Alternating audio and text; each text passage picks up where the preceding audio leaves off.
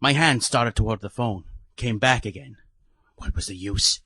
They wouldn't listen now any more than they had before. You should have seen his face, etc. And I could hear Boyne's answer. Anyone gets a jolt from an anonymous letter, true or false. You would yourself. They had a real live Mrs. Thorwald to show me, or thought they had. I'd have to show them the dead one, to prove that they both weren't one and the same. I, from my window, had to show them a body. Well, you'd have to show me first. It took hours before I got it. I kept pegging away at it while the afternoon wore away. Meanwhile, he was pacing back and forth there like a caged panther. Two minds with but one thought, turned inside out in my case. How to keep it hidden, how to see that it wasn't kept hidden. I was afraid he might try to light out, but if he intended doing that, he was going to wait until after dark, apparently, so I had a little time yet. Possibly he didn't want to himself unless he was driven to it, still felt that it was more dangerous to stay. The customary sights and sounds around me went on unnoticed, while the main stream of my thoughts pounded like a torrent against that one obstacle, stubbornly damming them up. How to get him to give the location away to me, so that I could give it away and turn to the police. I was dimly conscious, I remember, of the landlord or somebody bringing in a prospective tenant to look at the sixth-floor apartment, one that had already been finished. This was two of the Thorwalds, that was still at work on the in-between one. At one point, an odd little bit of synchronization, completely accidental, of course, cropped up. Landlord and tenant both happened to be near the living room windows in the sixth, at the same moment that Thorwald was near Lowe's in the fourth. Both parties moved onward simultaneously into the kitchen from there, and passing the blind spot of the wall, appeared next to the kitchen windows. It was uncanny.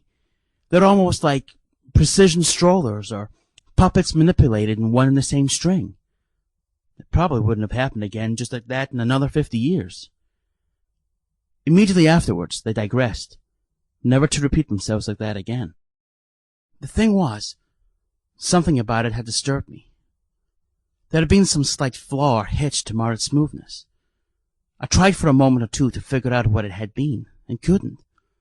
The landlord and tenant had gone now, and only Thorwald was in sight. My unaided memory wasn't enough to recapture it for me. My eyesight might have, if it had been repeated, but it wasn't. It sank back into my subconscious, to ferment there like yeast, while I went back to the main problem at hand. I got it finally. It was well after dark, but I finally hit on a way. It mightn't work. It was cumbersome and roundabout, but it was the only way I could think of. An alarmed turn of the head, a quick precautionary step in one certain direction was all I needed. And to get this brief, flickering, transitory giveaway, I needed 2 phone calls and an absence of about half an hour on his part between them. I leafed a directory by matchlight until I found what I wanted. Thorwald Lars, 525 Benedict, Swansea, 52114. I blew out the match, picked up the phone in the dark. It was like television. I could see to the other end of my call, only not along the wire, but by a direct channel of vision from window to window. He said, "Hello," gruffly. I thought, how strange this is. I've been accusing him of murder for 3 days straight, and only now I'm hearing his voice for the first time. I didn't try to disguise my own voice. After all, he'd never see me, and I'd never see him.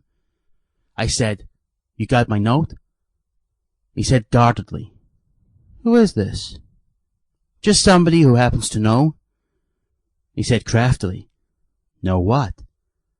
"Know what you know. You and I. We're the only ones." He controlled himself well. I didn't hear a sound.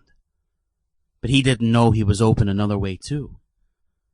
I had the glass balanced there at proper height on 2 large books on the sill. Through the window I saw him pull open the collar of his shirt, as though its stricture was intolerable. Then he backed his hand over his eyes like you do when there's light blinding you. His voice came back firmly. "I don't know what you're talking about." "Business. That's what I'm talking about. It should be worth something to me, shouldn't it? To keep it from going any further. I wanted to keep him from catching on that it was the windows. I still needed them. I needed them now more than ever. You weren't very careful about your door the other night, or maybe the draft swung it open a little. That hit him where he lived. Even the stomach heave reached me over the wire. You didn't see anything. There wasn't anything to see. That's up to you. Why should I go to the police? I coughed a little. If it would pay me not to. Oh, he said.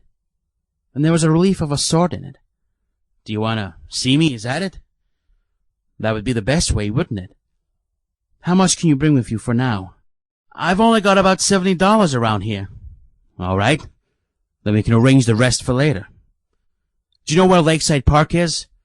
I'm near there now. Suppose we make it there. That was about 30 minutes away. 15 there and 15 back.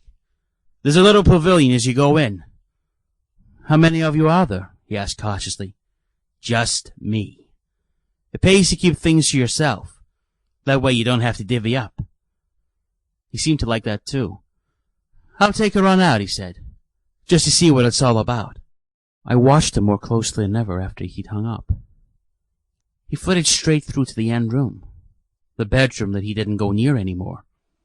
He disappeared into a clothes closet in there, stayed a minute, came out again. He must have taken something out of a hidden cranny or niche in there that even the Dicks had missed. I could tell by the piston-like motion of his hand, just before it disappeared inside his coat, what it was. A gun. It's a good thing, I thought. I'm not out there in Lakeside Park waiting for my $70. The place blacked, and he was on his way. I called Sam in. I want you to do something for me that's a little risky. In fact, damn risky. You might break a leg or might get shot. You might even get pinched. We've been together 10 years. I wouldn't ask you anything like that if I could do it myself. But I can't, and it's gotta be done. Then I told him. Go out the back way, cross the backyard fences, and see if you can get into that 4th-floor flat up the fire escape. He's left one of the windows down a little from the top. What do you want me to look for? Nothing. The police had been there already, so what was the good of that? There are 3 rooms over there. I want you to disturb everything just a little bit, and all 3, to show someone's been in there. Turn up the edge of the rug a little. Leave the closet door standing out. Don't pass up a thing. Here, keep your eyes on this. I took off my own wristwatch, strapped it on him. You've got 25 minutes. Nothing will happen to you.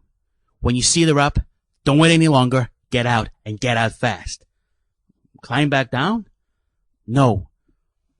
He wouldn't remember in his excitement if he's left the windows up or not. And I didn't want him to connect danger with the back of his place, but with the front. I wanted to keep my own window out of it. Lash the window down tight. Let yourself out the door, and beat it out of the building the front way, for your life. I'm just an easy mark for you, he said ruefully. But he went. He came out through our own basement door below me and scrambled over the fences. If anyone had challenged him from one of the surrounding windows, I was going to backstop for him, explain I'd sent him down to look for something. But no one did. He made it pretty good for anyone his age. He isn't so young anymore. Even the fire escape backing the flat, which was drawn up short, he managed to contact by standing up in something. He got in, lit the light, looked over at me. I motioned him to go ahead, not weaken. I watched him at it. There wasn't any way I could protect him, now that he was in there. Even Thorwood would be within his rights in shooting him down. This was breaking entry. I had to stay in back behind the scenes, like I had been all along. I couldn't get out in front of him as a lookout and shield him. Even the Dicks had a lookout posted. He must have been tense, doing it. I was twice as tense watching him do it. The 25 minutes took 50 to go by. Finally, he came over to the window, flashed it fast. The lights went and he was out. He'd made it. I blew out a bellyful of breath that was 25 minutes old. I heard him keying the street door, and when he came up, I said warmingly, "Leave the light out in here.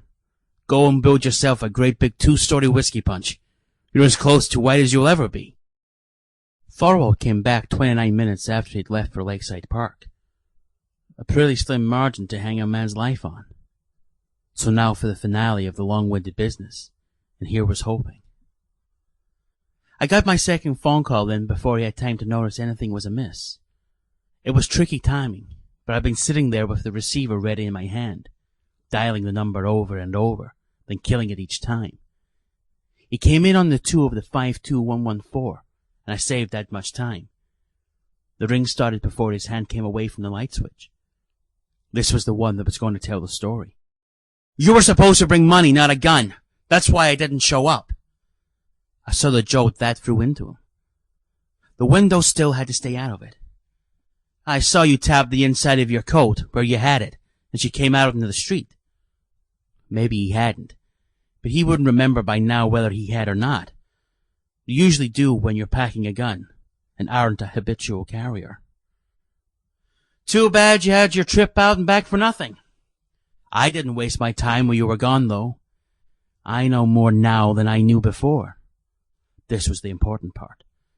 I had the glass up, and I was practically fluoroscoping him. I found out where it is. You know what I mean. I know now where you've got it. I was there while you were out. Not a word, just quick breathing. "Don't you believe me? Look around. Put the receiver down and take a look for yourself. I found it." He put it down, moved as far as the living room entrance, and touched off the lights. He just looked around him once, in a sweeping, all-embracing stare that didn't come to a head at any one fixed point, didn't center at all.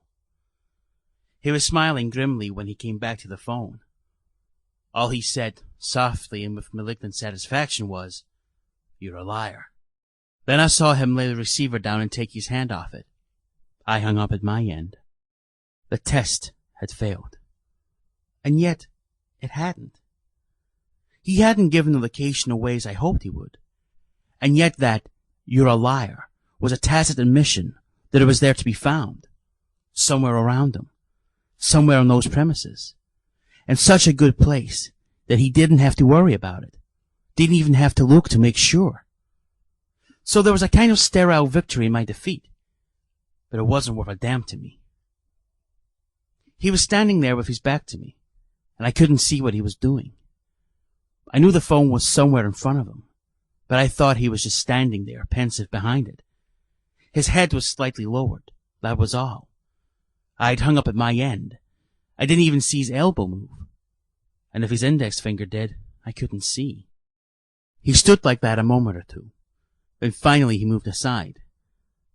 The lights went out over there. I lost him.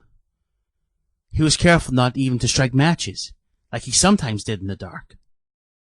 My mind, no longer distracted by having him to look at, I turned to trying to recapture something else. That troublesome little hitch in synchronization that had occurred this afternoon, when the renting agent and he both moved simultaneously from one window to the next. The closest I could get was this. It was like when you're looking at someone through a panel of imperfect glass, and a flaw in the glass distorts the symmetry of the reflected image for a second, until it's gone on past that point. Yet that wouldn't do. That was not it. The windows had been open, and there had been no glass between, and I hadn't been using the lens at the time. My phone rang. Boyne, I supposed. It wouldn't be anyone else at this hour. Maybe after reflecting on the way he'd jumped all over me. I said hello unguardedly in my own normal voice. There wasn't a sound from first to last. I hung up finally. It was still dark over there, I noticed. Sam looked in to check out. He was a bit thick-tongued from his restorative drink. He said something about, "All right, if I go now?" I half heard him. I was trying to figure out another way of trapping him over there into giving away the right spot. I motioned my consent absently. He went a little unsteadily down the stairs to the ground floor, and after a delaying moment or two, I heard the street door close after him. Poor Sam. He wasn't much used to liquor. I was left alone in the house, one chair the limit of my freedom of movement. Suddenly, a light went on over there again, just momentarily, to go right out again afterwards. He must have needed it for something, to locate something that he had already been looking for, and found he wasn't able to put his hands on readily without it. He found it, whatever it was, almost immediately, and moved back at once to put the lights out again. As he turned to do so, I saw him give a glance out the window. He didn't come to the window to do it. He just shut it out in passing. Sometimes your senses take things in without your mind translating them into their proper meaning. My eyes saw that look. My mind refused to smelter it properly. It was meaningless, I thought. An unintentional bull's-eye that just happened to hit square over there as he went towards the lights on his way out. Delayed action. A wordless ring of the phone. To test a voice? A period of buried darkness following that, in which two could have played at the same game, stalking one another's window squares unseen. A last-moment flicker of the lights. That was bad strategy, but unavoidable. A parting glance, radioactive with malignant intention. All these things sank in without fusing. My eyes did their job. It was my mind that didn't, or at least took its time about it. Seconds went by in packages of 60. It was very still around the familiar quadrangle formed by the back of the houses. Sort of a breathless stillness. And then a sound came into it, starting up from nowhere, nothing. The unmistakable, space clicking a cricket makes in the silence of the night. I thought of Sam's superstition about them, that he claimed had never failed to fulfill itself yet. If that was the case, it looked bad for somebody in one of those slumbering houses around here.